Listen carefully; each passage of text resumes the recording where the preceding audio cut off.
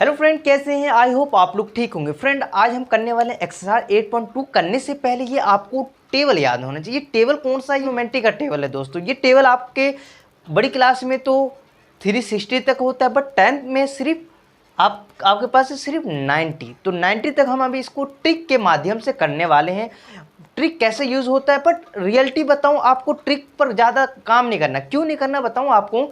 जैसे कि कोई क्वेश्चन पूछ लेगा, डायरेक्ट पूछे, तो आप एक वर्ड के लिए आप टेबल बनाते नहीं फिरोगे। उसके लिए क्या करना होगा, आपको याद कर लेना। बट आप शॉर्ट टर्म के लिए ये ट्रिक यूज़ कर सकते हैं फ्रेंड। तो चलते हैं, इसका मतलब क्या है, ये टेबल का कहाँ यूज़ है वो भी बताएंगे, और कैसे आएंगे क्वेश्चन, और 8.2 में कैसे कैसे है क्वेश्चन। जैसे कि हमें एग्जाम में पूछ लेगा साइन 45 का, साइन 45 डिग्री की वैल्यू, या हमें पूछ लेगा tan 60 की वैल्यू, डिग्री की वैल्यू, या हमें cos x 30 की वैल्यू पूछ लेगा। ये सारी वैल्यू आपसे पूछ लेगा, तो आप कैसे बताओगे? मुझे तो लर्न है, मैं बता दूंगा, बट आपको भी लर्न करना होगा। बट मैं अभी ट्रिक के द्वारा तो ये टेबल को फुलफिल कर दूंगा, बट आपको आगे जाकर याद करना ही पड़ेगा। तो आगे ना करके हम अभी से याद करना स्टार्ट कर देंगे।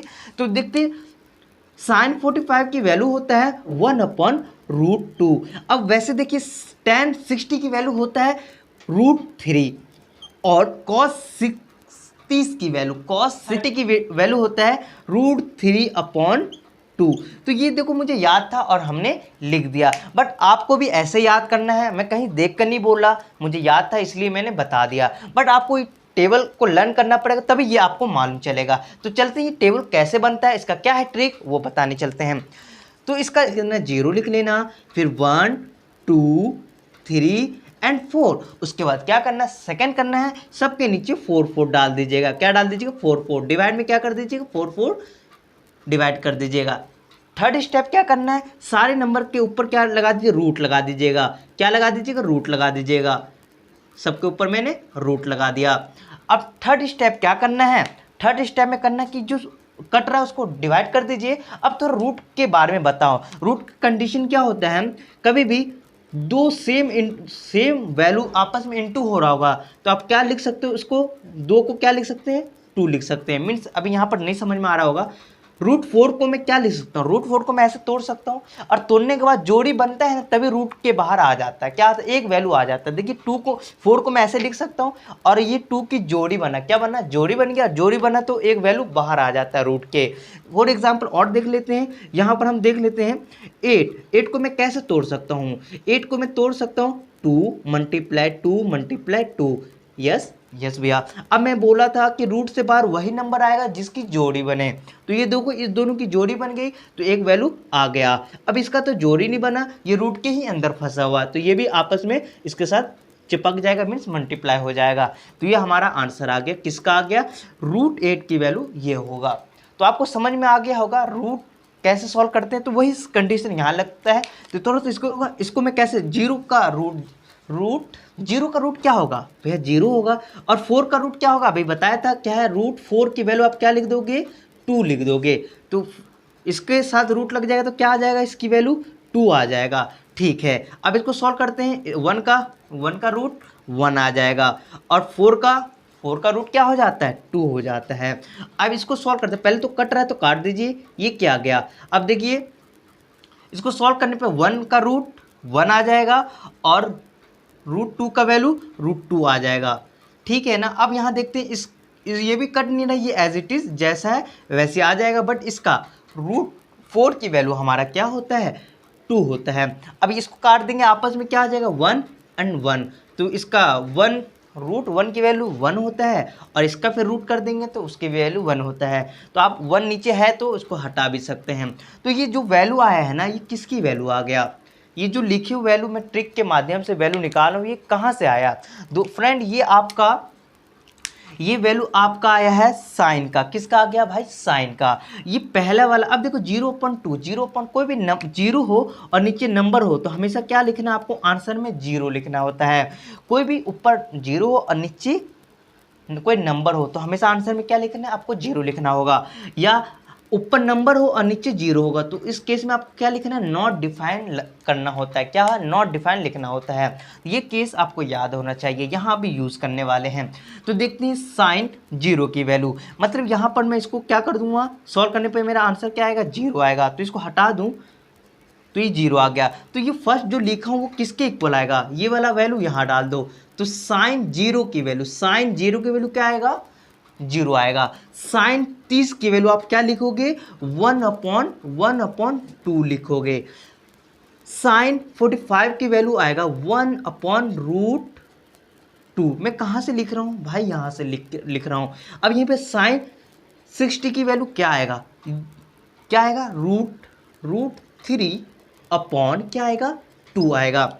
अब यहाँ पर हमारा साइन 90 का क्या वैल्यू आएगा, देखो कौन सा बच गया, 1 आ गया। ये स्पेस क्यों छोड़े, मैंने बोला था ना अभी स्टार्टिंग में कि ये ट्रिग्नोमेट्री की 360 तक होता है, क्या 360 तक डिग्री का हमें वैल्यू फाइंड करना होता है, बट अभी 10th में हमें सिर्फ 90 तक पता करना है। उसके बाद हमें 180, 217 एंड 360 की वैल्यू हम बाद में हम याद करेंगे 11-12 में हमारे कोर्स में। तो इस कोर्स में हमारा बस 90 तक था, हम तो 90 तक याद कर लेंगे। इसके बाद हमें सेकंड स्टेप क्या होगा, सेकंड स्टेप क्या होगा, कॉस का निकालना। तो कॉस का हमें डायरेक्ट कहीं से ऐसा ट्रिक नहीं करना, ऐसा ट्रिक नहीं करना। तो क्या करना होगा आपको, इसकी वैल्यू, ये वाली वैल्यू कहाँ जाएगा, शिफ्ट यहाँ हो जाएगा, ये कहाँ जाएगा, यहाँ जाएगा। ये वैल्यू, ये वाली यहाँ आ गई, ये वाला कहाँ जाएगा, इसके नीचे आ जाएगा। और ये वाला कहाँ जाएगा, 1/2 हो जाएगा। और ये वाला कहाँ जाएगा, तो यहाँ पर क्या हो रहा होगा, आपको दिख गया होगा, मैंने इन्वर्स कर दिया, साइन का वैल्यू को इन्वर्स कर दिया। जो 90 था ना, 90 का यहाँ कहाँ आ गया, जीरो पर आ गया।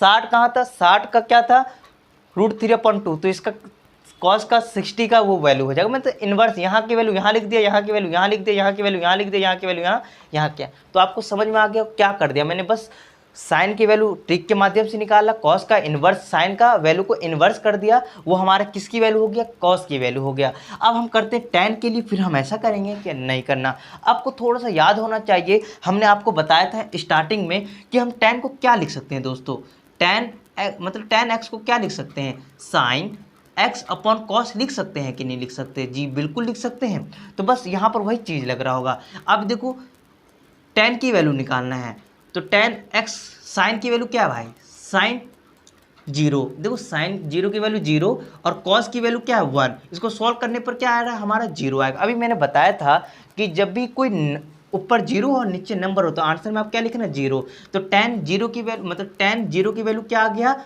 0 आ गया। अब सेकेंड करते हैं, हमें कॉस 30 की वैल्यू डालना है, तो आपको इसको अपॉन में डालना है। मतलब ये साइन की वैल्यू क्या है भाई, साइन की वैल्यू 1/1/2, फिर डिवाइड, फिर क्या है √3/2। यहाँ पर आपको काटने वाला देखते हैं भाई, इसमें कौन सा सीन लग रहा है। तो ये वाला सीन आपको बताओ, न्यूमरेटर डिनोमिनेटर वाला सीन लग रहा होगा। और यहाँ पर देखो न्यूमरेटर एंड डिनोमिनेटर, हमेशा याद रखना कि ऊपर वाला न्यूमरेटर डिनोमिनेटर नंबर एंड नीचे न्यूमरेटर डिनोमिनेटर वाला नंबर आपस में डिनोमिनेटर सेम होता है तो कट जाता है। मैंने क्या बोला, ऊपर वाला मतलब ऊपर भी न्यूमरेटर डिनोमिनेटर नंबर है और इसके नीचे वाला भी नंबर न्यूमरेटर एंड डिनोमिनेटर मतलब बट्टे वाला नंबर है। तो इसका डिनोमिनेटर और इसके नीचे वाला डिनोमिनेटर की वैल्यू सेम होगा तो क्या हो जाएगा, कट जाता है। वही सीन देखते हैं, इस नंबर का डिनोमिनेटर इस नंबर का डिनोमिनेटर सेम है तो क्या हो जाएगा भाई, कट जाएगा। तो इसको सॉल्व करने पर क्या आ गया, 1/√3। और ये किसकी वैल्यू निकल गया भाई, मैं इस दोनों को ऊपर नीचे कर रहा हूँ तो सॉल्व करने पर मुझे क्या मिला है, 1/√3। अब हम कौन सा करेंगे, 45 का करेंगे। वैसे ही ये इससे कट जाएगा, इसको ऊपर रखते हैं, इसको ये इससे कट गया तो आंसर क्या आ गया, 1 आ गया। अब tan 60 की वैल्यू तो इसको ऊपर रख देंगे, ये इससे कट गया तो आंसर क्या आएगा, √3 आ जाएगा। अब यहाँ पर देख लेते हैं दोस्त, यहाँ पर क्या हो रहा है, 1/0 और 1/0 को मैं क्या लिख देता हूँ, नॉट डिफाइन लिखता हूँ दोस्त। तो बस नॉट डिफाइन हम यहाँ पर ये वाला साइन लगा देंगे। अब हमारे क्या करना, कॉसेक। और कॉसेक आपको मालूम है, थोड़ा सा मैं इरेज कर, कॉसेक की वैल्यू निकालते हैं। तो कॉसेक के लिए कोई ट्रिक है क्या, ट्रिक नहीं है भाईजान, आपको बताऊँ मैं। साइन को मैं क्या लिख सकता हूँ, साइन की वैल्यू को मैं क्या लिख सकता हूँ, 1/कॉसेक नहीं लिख सकता, क्या लिख सकता हूँ, 1/कॉसेक लिख सकता हूँ। तो यही वाला सीन है, साइन का उल्टा कर दो, क्या कर दो, साइन का उल्टा कर दो तो किसकी वैल्यू हो जाएगा, कॉसेक। तो यहाँ पर देख लेते हैं, मैं कॉसेक की वैल्यू निकालना है, क्या निकालना, कॉसेक की वैल्यू निकालना। तो मैं कॉसेक का उल्टा क्या लिख सकता हूँ, 1/sin लिख सकता हूँ। यस, साइन का उल्टा कॉसेक, कॉसेक का उल्टा साइन होता है। ये बात समझ में आया होगा आपको। तो मुझे कॉसेक की वैल्यू चाहिए, तो कॉसेक 0 की वैल्यू चाहिए 1 माइनस, और साइन 0 की वैल्यू, साइन 0 की वैल्यू क्या है भाई, क्या है 1/0, और 1/0 आएगी तो वैल्यू क्या करोगे, नॉट डिफाइंड की साइन लगा दीजिए। फिर क्या है, इसका उल्टा मीन्स उल्टा करना सीधा। चलो अभी भी फिर कॉसेक 30 का निकालना कैसे करेंगे, तो मुझे पता है 1 क्या लिख देंगे, sin/30 लिख देंगे। अब देखो कॉसेक 30 का वैल्यू देखो फुर्ती में निकाल दो, ये बस बता रहा हूँ, उसके बाद सारी ट्रिक बताऊंगा। sin 30 की वैल्यू क्या है, sin 30 की वैल्यू 1, ठीक है ना। तो इसका आंसर क्या आएगा, 2 आएगा। इसका उल्टा कर दीजिए तो 2 ऊपर चला जाएगा, 1 नीचे आ जाएगा, तो इसका 2 आ जाएगा। इसका उल्टा कर दीजिए, 2 ऊपर चला जाएगा, √3 कहाँ जाएगा, यहाँ आ जाएगा। अब इसका उल्टा कर दो, 1 का उल्टा कर दो, ऊपर नीचे कर तभी भी 1 आएगा, ठीक है। अब हम क्या करेंगे, सेक का। अब सेक का किसका उल्टा होता है, कॉसेक का होता है, तो इसका उल्टा कर दो, 1 का उल्टा करोगे तो 1 ही आएगा। अब सेक का मीन्स सेक की वैल्यू हमें 30 देखना है, तो किसको उल्टा करेंगे, कॉस का उल्टा सेक होता है ना, तो इसकी वैल्यू उल्टा कर दो, तो ये 2 ऊपर चला जाएगा और ये क्या हो जाएगा, √3 हो जाएगा। इसको 2 ऊपर चला गया, √3 नीचे आ गया। इसको उल्टा कर दीजिए, क्या आ जाएगा, 2 आ जाएगा दोस्त। अब इसको उल्टा कर दीजिए, इसका उल्टा कर दोगे तो क्या आ जाएगा, 2 आ जाएगा। इसको ऊपर ले जाओ, 1 नीचे ले आओगे तो भाई 2 ही ना आएगा। अब हमारा इसका करना है, इसको ऊपर ये देखो 0, इसका उल्टा कर दीजिए, उल्टा करोगे तो क्या 1/0 आ जाएगा, और 1/0 है तो क्या लिख दोगे, नॉट डिफाइंड, तो इसकी वैल्यू क्या हो जाएगा, नॉट डिफाइंड, ठीक है ना। अब हमें क्या करना, कॉट, और कॉट किसका उल्टा होता है, tan का, तो tan की वैल्यू को उल्टा करना है, 0 को उल्टा करना है, 0 को उल्टा करोगे तो क्या आएगा, 1/0, ये ऊपर चला गया, 0 नीचे आ जाएगा। तो देखो 1/0 डिनोमिनेटर में 0 आते ही नॉट डिफाइन आप लिख देना, तो यहाँ किस वैल्यू, नॉट डिफाइन। इसको उल्टा कर दीजिए तो इसकी वैल्यू आ जाएगा √3। इसको उल्टा कर दिए, 1 का उल्टा 1 ही होता है ना। अब इसका उल्टा कर दीजिए तो √3 है ना, इसका उल्टा कर दीजिए, उल्टा करोगे तो 1 ऊपर चलाएगा, √3 नीचे हो गया, तो इसका 1/√3 हो गया। अब यहाँ पर मैं इसका नॉट डिफाइन करूँगा, तो हमेशा याद रखना नॉट डिफाइन का उल्टा करोगे, क्या करोगे, नॉट डिफाइन का उल्टा करोगे तो क्या हो जाएगा, 1/नॉट डिफाइन। तो इसका सॉल्व करने पर क्या आता है, 0 आता है, यस या नो, ठीक है ना। हमेशा याद रखना नॉट डिफाइन का नॉट डिफाइन आएगा, बट इसको नीचे कर दो, आंसर क्या लिख दोगे, 0 लिख दोगे, तो इसकी वैल्यू क्या आ जाएगा, 0 आ जाएगा। तो ये हमारा था ट्रिक के माध्यम, बट रियलिटी बताऊँ आपको, ट्रिक कुछ काम का नहीं है, आपको रियली याद करना होगा। बताओ मैंने कितने देर में याद किया, मैंने 4 घंटा कंटिन्यू बैठ कर याद किया, अभी तक मुझे याद है, 360 तक मुझे याद है, ठीक है ना। तो आपको भी क्या करना है, इसको बैठकर याद करना, और जब क्वेश्चन कर रहे होगे वहाँ बार बार लिखना है और वहाँ पर यूज़ करना, तो आप ऑटोमेटिक याद हो जाएगा। आप मन में ठान लोगे तो एक दिन में 10 मिनट में याद हो सकता है, बट मेरे से 4 घंटे में हुआ था, क्योंकि मैं उतना बहुत ज़्यादा वीक था। आप लोग तो मेरे से भी इंटेलिजेंट हो, तो आप लोग को तो 1 घंटे में, आधा घंटा में, मैक्सिमम आधा घंटा लगने वाला। बस दिल से करना होगा, ये नहीं कि मम्मी पापा की वजह से आप कर रहे हो, ऐसे दिल से अंदर से निकलना चाहिए, हाँ मुझे पढ़ना है, ये ट्रिग्नोमेट्री का टेबल याद करना है। ये नहीं कि कोई ट्यूशन वाला कह रहा है तब याद कर रहे हो, और रोज प्रोज कह रहा है या स्कूल वाले टीचर कह रहे हैं, तो ऐसा मत करो दोस्तों। मैं प्लीज़ कह रहा हूँ, आपको मैथ पढ़ना तो आप दिल से पढ़ो, तभी मज़ा आएगा दोस्त, ठीक है ना। तो ये आपका टेबल था, इसको यूज़ कैसे करना वो भी मैं थोड़ा सा बता दिया था, ये ऐसे ऐसे वैल्यू होगा, देन ये ट्रिग्नोमेट्री याद कर लीजिए। थोड़ा सा एक चीज़ और बता देता हूँ, हर बच्चे को प्रॉब्लम होता है, जो हम 8.2 करे थे ना, कुछ बच्चे को वहाँ प्रॉब्लम है, क्या चीज़ का प्रॉब्लम है वो बताता हूँ। यहाँ न्यूमरेटर एंड डिनोमिनेटर वाला सीन होता है, तो हम थोड़ा सा वो समझ लेते हैं। यहाँ आपको दिख रहा होगा सर, आप थोड़ा देख सकते हैं, यहाँ डिनोमिनेटर समझ में आ रहा होगा, न्यूमरेटर एंड डिनोमिनेटर, और यहाँ पर फिर कोई लाइन होगा, फिर इसके नीचे क्या होगा, न्यूमरेटर एंड डिनोमिनेटर होगा। तो इसको कैसे चेंज करना होता है, ये हमारा डिनोमिनेटर मतलब ऊपर वाला फ्रैक्शन नंबर होगा। एग्जाम्पल भी ले लेते हैं दोस्त, एग्जाम्पल जैसे कि नंबर में ले लेते हैं। यहाँ पर मैं नंबर भी ले लेता हूँ, यहाँ 4 ले लिया, यहाँ 7 ले लिया, और यहाँ पर 3/2 ले लिया। ये 2 नंबर है। न्यूमरेटर डिनोमिनेटर का सीन क्या होता है, ये आपका फ्रैक्शन वाला नंबर और नीचे भी फ्रैक्शन वाला नंबर है, तो आप क्या करना है, मल्टीप्लाई में कन्वर्ट कर लेना। किस में कन्वर्ट कर लेना, मल्टीप्लाई। उसका क्या नियम होता है, फॉर एग्जाम्पल ये एज इट इज़ लिख लीजिए, ये इसका 1 मान लेता हूँ, इसको भी 1, इसको 2 मान लेता हूँ, इसको 2 मान लेता हूँ।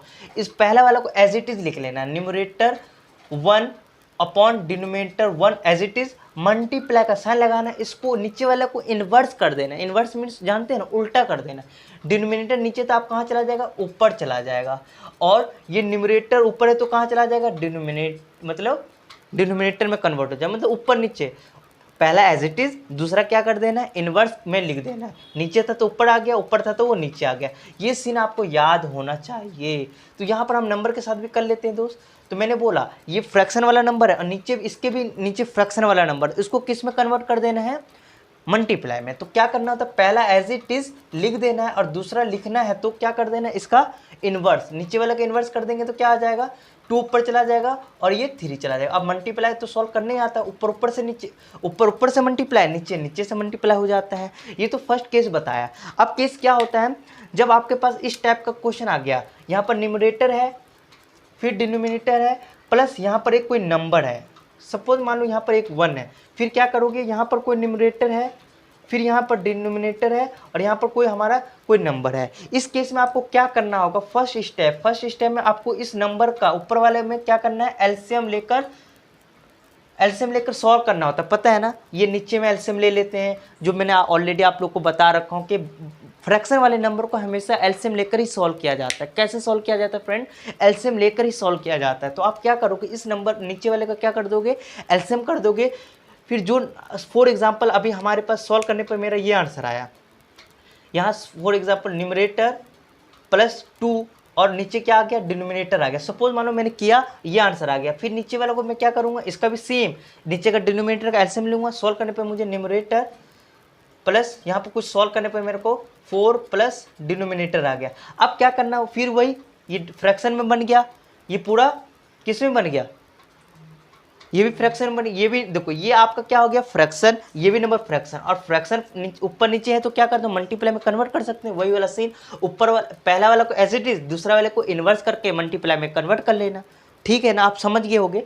तो देखो ये चीज़ आपको जब हम 8.2 करेंगे ना, वहाँ पर ये यूज़ होगा, इसलिए मैं थोड़ा सा बताया। तो आपको ये नहीं देखना कि भैया क्या क्या बता दिए, ये बस थोड़ा सा समझाने के चक्कर में समझा दिया। तो चलते हैं इसको।